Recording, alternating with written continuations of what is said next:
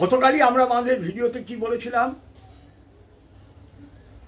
না, এই যে বড় বড় সব রাফায়েল আসছে, বড় বড় সব ব্রহ্মোস মিসাইল, সমুদ্রে আমাদের সব সাবমেরিন ঘুরে বেড়াচ্ছে, যে কোনো সময় আমরা পাকিস্তানকে উড়িয়ে দেব। কিন্তু বাস্তবে কি হবে আগামী দিনে? বাস্তবে তো এই সমস্ত জিনিসগুলো সব ওই মোহাম্মদ আলী জিন্না, সুরাবর্দী, গোলাম সরোয়ার, এইসব বড় বড় জেহাদিদের তাদেরই বংশধরদের হাতেই তো চলে যাবে। কেন বলছি জানেন? নাম তার সুহাস শেট্টি, বাজপি বাস স্ট্যান্ড, স্থান হচ্ছে ম্যাঙ্গালোর, কর্ণাটকের ম্যাঙ্গালোর, খুব বর্ধিষ্ণু কালচার জায়গা। আর ঠিক সেইখানে এই সুহাস শেট্টিকে প্রকাশ্য রাস্তায় কয়েকজন জিহাদি মুসলমান মিলে নৃশংসভাবে কুপিয়ে খুন করলো। তার ভিডিও আপনারা সোশ্যাল মিডিয়ায় অলরেডি দেখেছেন, কিন্তু আমরা এখানে দিতে পারবো না। কেন? কেন সঙ্গে সঙ্গে ইউটিউবের গোসা হবে। আমরা হিংসা দেখাচ্ছি, হিংসা হতে পারে, কিন্তু হিংসা দেখাচ্ছি আমরা। হিংসা তো দেখানো তো ইউটিউবে চলবে না। এখানে শুধু শান্তি শান্তি দেখাতে হবে। পেছনে তোমার বাঁশ দিয়ে দাও, কিন্তু সামনে তোমার শান্তি শান্তি দেখাতে হবে। আর যেহেতু আমাদের এই সমস্ত সোশ্যাল মিডিয়া ছাড়া আর কোথাও অ্যাক্সেস করার জায়গা নেই, কারণ আমাদের এই 70 বছরে তো আমাদের নিজস্ব কিছু গড়ে উঠল না, তাই ওই জায়গাটা ব্লাড করে দিতে বাধ্য হলাম। আমার কথা হচ্ছে, কবে আমরা এই 10 জন মিলে ওই রকম একজন জিহাদি মুসলমানকে প্রকাশ্য রাস্তায় তাদের ওপরে প্রতিশোধ নিতে পারব? আর এই প্রতিশোধ যদি আমরা নিতে না পারি, আমরা বিক্ষোভ দেখাবো, আমরা রাস্তা অবরোধ করব, আমরা প্রতিবাদ সোশ্যাল মিডিয়ায় আমরা নিন্দার ঝড় তুলে দেবো। যদি প্রভাবশালী কোনো বড় ব্যক্তি হয়, বিদেশ থেকেও তার জন্য অনেক শোক বার্তা আসবে, অনেক দুঃখ করে চিঠি চাপাটি আসবে। তারপরে কি হবে? সব চুপচাপ হয়ে যাবে। আবার যেরকমভাবে জীবন চলছে সেইভাবে জীবন চলবে। আবার কিছুদিন পরে দেখা যাবে স্থানটা হয়তো ওই ম্যাঙ্গালোর না হয়ে, জায়গাটা হয়তো কর্ণাটক না হয়ে ওই কেরলের কোনো আরেকটা জায়গা হবে, কি অন্ধ্রের কোনো জায়গা হবে, তেলেঙ্গানার কোনো জায়গা হবে, অথবা মাদ্রাসের মানে তামিলনাড়ুর কোনো জায়গা হবে। আবারও এইরকম হইচই হবে, আবারও এইরকম ঘটনা ঘটবে, আবারও সব চুপচাপ হয়ে যাবে। তাই বলেছিলাম যে এই করতে করতেই তো আমরা শেষ হব। আমাদের এই যে রাফায়েল, আমাদের এই ব্রহ্মোস এককালে তো জিন্নার বংশধরদের হাতেই চলে যাবে। জেনারেল শঙ্কর নারায়ণ চৌধুরী বলেছিল, যতদিন না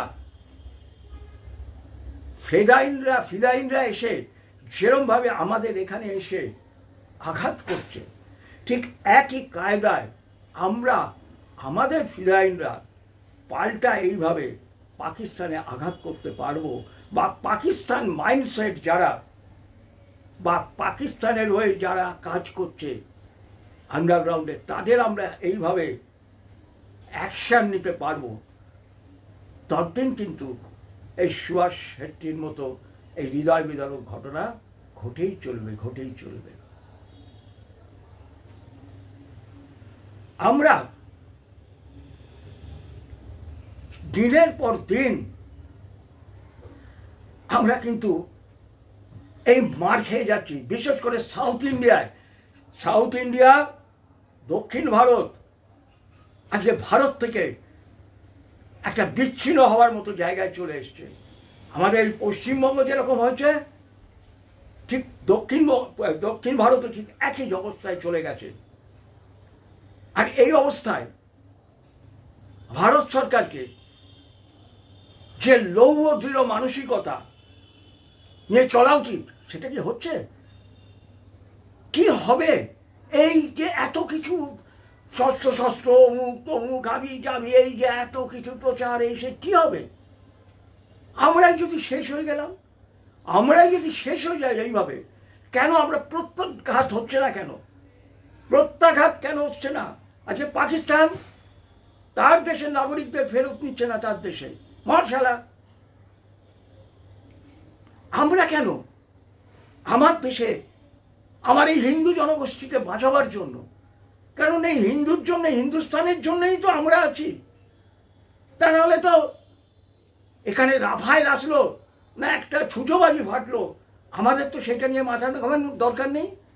আমরা কি সিরিয়াকে নিয়ে ভাবি সিরিয়ায় কে কী ফাটাচ্ছে? লিবিয়া নিয়ে ভাবি লিবিয়ায় কে কী ফাটাচ্ছে?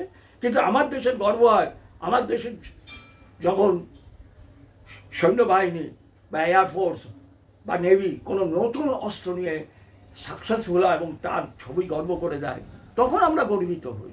কেন? আমরা হিন্দু, এই দেশটা হিন্দুর দেশ, হিন্দু আছে বলেই এই দেশটা আছে, আর আমরা আছি বলেই এই দেশটা আছে। দুটোই সমর্থক। দেশ আছে বলে আমরা আছি, আমরা আছি বলে এই দেশটা আছি। কাজে এই দেশই যদি না থাকে, আমরা যদি না থাকি, তাহলে কিসের কি? এই জন্য এখন একটা যুব সন্ধিকারের চরম জায়গায় দাঁড়িয়েছে। সমস্ত বিষয়গুলো এখন একটা চরম জায়গায় এসে দাঁড়িয়েছে। হয় মারো, তা না হলে মরো, দ্বিতীয় কোনো জায়গা নেই। কেন? আমাদের নিয়ে কিন্তু দুনিয়ার কেউ ভাবে না। আজকে ইসরায়েলের ওপর যখন হামলা করে হামাস, ইসরায়েল যখন দ্রুত প্রতিশোধ নেয়, কোনো দেশ তখন শান্তির কথা বলতে আসে না তাকে। আমরা যদি কোনো অ্যাকশন নিতে যাই, তখনই দুনিয়াতে হইচই পড়ে যায়। কেন? আরে তারা তো সব আব্রাহামিক রিলিজনের লোক, নিজেদের মধ্যে বিরোধ, ভাইয়ে ভাইয়ে বিরোধ। কাজে সেখানে কেউ কাউকে প্রতিভা করতে যায় না, বাধা দিতে যায় না। কিন্তু আমরা কিছু করতে গেলে, অর্থাৎ আমরা তো আব্রাহামিক বংশের লোক নই, আমরা তো মূর্তি পূজক। মূর্তি তো শয়তান, মূর্তি মানে শয়তান। তার মানে আমরা হচ্ছি শয়তান, আর এই শয়তানের পূজা আমরা করি। আমরা এত ভয়ঙ্কর, আমরা সনাতনী। আর এই সনাতনীদের ধ্বংস করেই তো আমরা পৃথিবীতে প্রতিষ্ঠা পেয়েছি। কাজে সনাতনী থাকলে তো আমাদের ক্ষতি। ব্যবসা করার জন্য তাদের সঙ্গে থাকা যেতে পারে, কাজে আমাদের সঙ্গে যেটা করে আমেরিকা বলুন বা এই ধরনের রাষ্ট্রগুলো, তারা কিন্তু আমাদের সঙ্গে ভাতৃসুলভ আচরণে করে না। তারা কিন্তু করে ব্যবসা করার জন্য। বিশাল বাজার, বিশাল অর্থনীতি, প্রচুর মাল বেচতে পারবো, প্রচুর টাকা ইনকাম করতে পারবো, এর বাইরে কিন্তু তাদের আর কোনো ভাবনা নেই। তারা কিন্তু আমাদের নিয়ে, সনাতনীদের নিয়ে ভাবে না। কাজে সনাতনীদের নিয়ে যদি কিছু করতে হয়, সনাতনীদের নিজেদেরই করতে হবে। এই মূর্তিকে যদি পৃথিবীর বুকে প্রতিষ্ঠা করে রাখতে হয়, তাহলে কিন্তু এই মূর্তির জন্য আমাদেরই লড়াই করতে হবে। ধর্ম রক্ষতেই রক্ষিত, ধর্মকে রক্ষা করলেই ধর্ম কিন্তু তোমায় রক্ষা করবে। আদারওয়াইজ কিসের কি কোনো দাম নেই। যে আমাদের ওই কাউর দিকে তাকিয়ে বসে থাকলে আমাদের কিন্তু কোনো লাভ হবে না। নিজের লড়াই, সনাতনীকে ও সনাতনী, তোমার নিজের লড়াই, তোমার নিজেকে লড়তে হবে, মারতে হবে, কাটতে হবে। কেন? তাহলেই তুমি অস্তিত্ব তোমার বাঁচবে। আর যদি আমাদের যারা অ্যাডমিনিস্ট্রেশনে আসে, তারা যদি জড়তায় ভোগে, তাহলে কিন্তু একটার পর একটা ঘটনা ঘটবে। আজকে ব্যাঙ্গালোরে সরকার কিন্তু এগিয়ে আসবে না। কেন? ব্যাঙ্গালোরের সরকার হচ্ছে জিহাদিদের সরকার। আমাদের এই পশ্চিমবঙ্গের মমতা ব্যানার্জির সরকার এগিয়ে আসবে না আপনার জন্য। কারণ এরা হচ্ছে জিহাদিদের সমর্থক সরকার। কেরলের সরকার এগিয়ে আসবে না। তামিলনাড়ুর সরকার আপনার জন্য এগিয়ে আসবে না হিন্দু। কাজে হিন্দুকে যদি কিছু করতে হয় তাহলে হিন্দু তোমায় নিজেকেই করতে হবে। আর ঘটনা কি জানেন, ওই ছবিটা তো দেখাতে পারছি না, যারা ওকে খুন করলো, ওই হিন্দু অ্যাক্টিভিস্টকে খুন করলো, তারা কি করলো, তাদের কারা রেস্কিউ করে নিয়ে গেল জানেন? বোরখা পরা কয়েকজন মহিলা এসে তাদেরকে গার্ড করে নিয়ে চলে গেল। কেন কেন দেখ, বোরখা পরা মহিলা যদি আসে, তার মধ্যে প্রতিবাদের কেউ প্রতিবাদে যেতে পারবে না, তখনই সেটা ওই শ্লীলতাহানির দায় এতে পড়ে যাবে। কাজেই মহিলা দ্বারা পরিবেষ্টিত হয়ে তারা উদ্ধার করে নিয়ে গেল। তাহলে দেখুন জিহাদি মাইন্ডসেটটা আজকে কোথায় গিয়ে দাঁড়িয়েছে। এই যে দারুল ইসলাম প্রতিষ্ঠার লক্ষ্যে বা গজওয়ায়ে হিন্দের লক্ষ্যের পক্ষে মাইন্ডসেটটা কোথায় গিয়ে দাঁড়িয়েছে। আজকে পাকিস্তান থেকে লোক আসছে, বাংলাদেশে ঢুকছে, বাংলাদেশ থেকে ভারতে আসছে, পশ্চিমবঙ্গে আসছে, সেখান থেকে সমস্ত রকম পরিচয়পত্র তৈরি করছে, তারপরে ছড়িয়ে পড়ছে সারা ভারতের বিভিন্ন জায়গায়। যে কোনো কাজে তারা নিয়োজিত হয়ে যাচ্ছে অল্প পয়সাতে। অনেক আপাতত নিকৃষ্ট জীবন হয়তো যাপন করছে কোনো কোনো জায়গায়, কিন্তু কিসের জন্য করছে? তার কৌমের জন্য করছে, ভারতকে দারুল ইসলাম বানানোর জন্য। মোহাম্মদ যে বলেছেন গজওয়ায়ে হিন্দ, তার স্বপ্নকে পূর্ণ করবার জন্য। ভাবুন তাদের ডেডিকেশন, ভাবুন তাদের ডেডিকেশন। তাই এই ডেডিকেশনকে, এই চক্রান্তকে, এবং তার সঙ্গে কি হচ্ছে আরো ভয়ঙ্কর যেটা, তাদের এই স্নিপার সেল। আর এই স্নিপার সেলের মাথা কারা? এই আমাদের মতো তথাকথিত হিন্দু, যাদের মগজ ধোলাই হয়ে গেছে দিনের পর দিন। এই ভারতের বুকে সেই গান্ধী নেহরুর আমল থেকে জেনারেশন আফটার জেনারেশন আমাদের মগজ ধোলাই করা হয়েছে। আমাদেরকে একই জিনিস শেখানো হয়েছে, আমরা সবাই এক, আমরা সবাই এক। আর তাদের কি শেখানো হয়েছে? তোমরা আলাদা, তোমরা আলাদা। তাই আসিফ মুনির, পাকিস্তানের যে প্রতিরক্ষা মন্ত্রী, সে পরিষ্কার বলে দিল আমরা হিন্দুদের থেকে সম্পূর্ণ আলাদা, ওদের সাথে আমাদের কোনো মিল নেই। আমাদের ধর্ম আলাদা, আমাদের সংস্কৃতি আলাদা, আমাদের চিন্তা ভাবনা আলাদা, আমাদের স্বপ্নও আলাদা। কাজে ওদের সঙ্গে তো আমরা কোনোভাবে একসঙ্গে থাকতে পারি না। পরিষ্কার কথা পরিষ্কারভাবে বলে দিয়েছে, এবং এটাই হচ্ছে বাস্তব। আসিফ মুনির যেটা বলেছে এটাই কিন্তু বাস্তব। আর আমাদের গান্ধী নেহরু সংস্কৃতি আমাদের যেটা শিখিয়েছে এটা ভুল।